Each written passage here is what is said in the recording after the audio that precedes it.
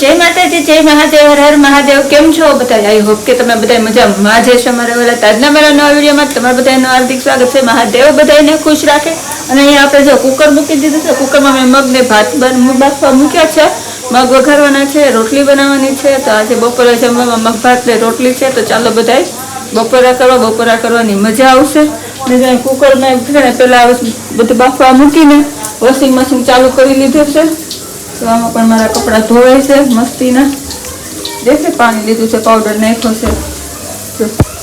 તો હજી તો છે ને અમે બધા ઉઠ્યા જ છીએ. અને જો હજી બેન હોતી છે, કારણ કે સવારે વહેલી ઉઠીને ટ્યુશન ક્લાસીસમાં જઈ એવી હોય. અને જો અહીંયા હજી ભાઈ હોતો છે, કારણ કે ભાઈ રાત્રે મોડો આવે. તો એને પછી હું અત્યારે હોવા દઉં, જગાડું નહીં. કારણ કે એ રાત્રે આવે ને આજ પગ મોઢું ધોવે ને જમે ને ત્યાં 3 વાગી જાય. તો પછી હું હોવા દઉં એમ. કાંઈ વાંધો નહીં. સારું હાલો ફટાફટ જેમાં કુકરમાં સીટી થવા મળી છે. એમાં સીટી થાય ત્યાં રોટલીનો લોટ બાંધી વાળું. અને હવે રસોઈ બની જાય પછી મળીએ પાછા. અને જો આપણા મસ્તીના પરોઠા બની જાય. અને આ આપણી રોટલી અને આમાં આપણી ચા છે. અને જો આમાં હું તો ભાત મગભાત બનાવ્યા હતા. આમાં રાઈ ઉડીને ગઈ.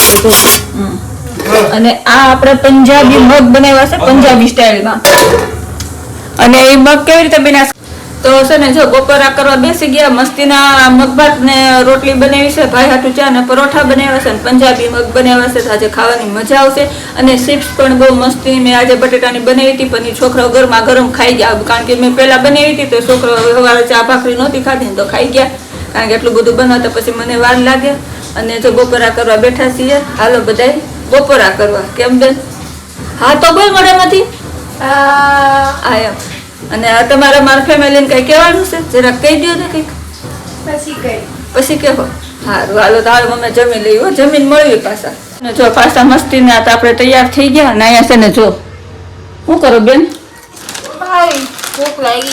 ભૂખ લાગી છે તો બેન ખાય છે. અમે પહેલા વિચાર કર્યો હતો કે બેડરૂમ છે ને આગળ હોલમાં જવા દેવો છે. પછી પાછા છોકરા એમ કે મમ્મી ટીવી ને બધું ફેરવવું પડે તો ટીવીનું સ્ટેન્ડ આપણાથી ફરે નહીં, ગ્રીલ મશીન વાળાને બોલાવવું પડે. તો મેં કીધું સારું તો એને રહેવા દો ને. મેં કીધું બેડરૂમ હોલમાં જવા દો તો મેં કીધું મારે આજ વિડીયો આખો બની જાત. કેમ રૂમ શું કહેવાય, રૂમ ટ્રાન્સફર ને શું કહેવાય, મોઢામાં સી પહેલાં ખાઈ લે પછી બોલજે. હા તો રૂમ ચેન્જ કરવાનું મતલબ મેમ. અને હવે છે ને અમને એવું કંઈ કર્યું નહીં ને, બધું સાફ સૂફ કરી નાખ્યું મસ્તીનું. બેડ ઉપર ઓસાડવાનું બાકી રહી ગયો. કપડાં ધોવાઈ ગયા હતા, બધા ફૂંકવી દીધા, હંકેલી નાખ્યા. અને હવે આપણે જવું છે ફટાફટ કિચનમાં, કારણ કે બહુ ભૂખ લાગી છે. તો બપોરે છે ને આપણે પંજાબી મગ બનાવ્યા હતા. તો એમાં કાંદા, ટમેટા, લસણ, કોથમરી બધી મસ્ત ગ્રેવી કરીને નાખી હતી. સિંગદાણા નાખ્યા હતા ગ્રેવી કરીને.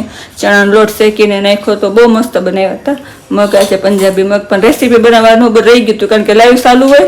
અને બેન આવીને સુઈ ગઈ હતી. એટલે તો શું ને મને આજ બહુ મોડું થતું હતું ને ભૂખ બહુ લાગી હતી ને, તો આગ ગોતવા ખોટી ન થઈ. અને જો મેં એમનો છે ને ચા ગાળવાની ગળણીથી છે ને લોટ સાળી લીધો.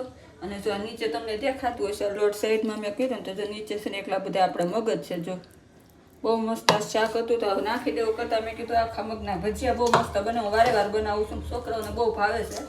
તો હાલો હાલો પહેલાં મસાલો નાખી દઉં. જો સેજ ચમચું આપણે મીઠું નાખવાનું છે, કારણ કે શાકમાં હતું જ. ને આપણે જો ધાણા નાખી દીધા છે. અને ઈનો લાવીશું લેતી નહીં આમાં. તમે જોઈ શકો છો આપણે ઈનો હોટલ નખાઈ ગયો છે. ધાણા મીઠું ઈનો નખાઈ ગયો. ધાણા મીઠું ને ઈનો નખાઈ ગયું, કારણ કે અમે બહુ તીખું નથી ખાતા એટલે મસૂર નથી નાખ્યું. તો તમે ખાતા હોય ને તો નાખજો. ના બસ તો જો મારા બેનના કહેવાથી મેં જરાક નાખ્યું છે. અને આમાં છે ને મેં કાંદાની ગ્રેવી કરીને નાખી હતી, એટલે સુધારીને નથી નાખી. બાકી તમે સુધારીને નાખી શકો. તો બધું આને મિક્સ કરવાનું છે આપણે.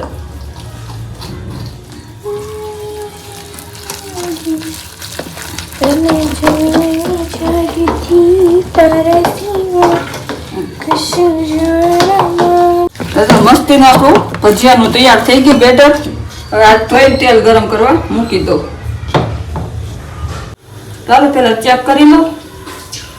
હવે જુઓ તમે જોઈ શકો છો તેલ આવી ગયું છે. તેલ લાલ કલરનું તમને લાગતું હશે, કારણ કે મેં આજ બપોરે છે ને બટેટાની ચિપ્સ તળી હતી. તો છે ને જો આપણે આવી રીતે નાના નાના મસ્તીના હવે ભજીયા પાડવાના છે. અમે ક્યારે આખા મગના ભજીયા ખાધા છે? કમેન્ટ કરજો. કમેન્ટ કરજો. હું તો છે ને બધી વસ્તુનો છે ને આવી રીતે ઉપયોગ કરી લઉં, કોઈ વસ્તુ જવા ન દઉં. અને મને ભાવે એટલું કે છોકરાઓને ભાવે, છોકરાઓને બેનને ભાવે. ભાઈ તો અમારું કંઈ ખાઈ નહીં. દિવાળી એમાં બટેટાની ચિપ્સ ખાતા શીખ્યો છે ને તો મારે રોજ બનાવી દેવું પડે. રાત્રે ક્યારેક તો 2 વાગે 2:30 વાગે આવે ને ઘરે તો ત્યારે હું બટેટાની ચિપ્સ બનાવતી હોઉં.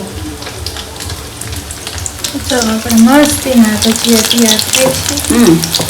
તો આગળ તળાય ને પછી કેવા તળાણા તમને બતાવું. તો જો તમને હું બતાવું આપણા ભજીયા કેવા તળાણા છે.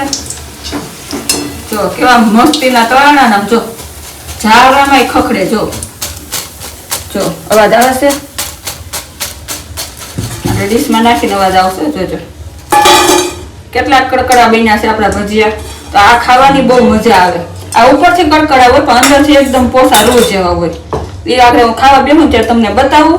ત્યાં પેલા ફટાફટ બધા તળી લઉં. ને હવે જમવા મળીએ કા. હા, જમવા ટાણે મળશું બેન. પેલા જરાક ચાખી લે ને કઈ મસાલા ઓછા ઓછું હોય તો નાખવું હોય ખબર પડે. તો મસ્તીના બન્યા છે ને આપણા ભજીયા કડકડા. તો હું તમને તોડીને બતાવું. પાસે લઈ લે કેમેરો. જો કેવા મસ્ત પોસા રૂ જેવા છે. તો જો હું તો ચારે ખાઈશ, બેન તો 100 સારે ખાહે.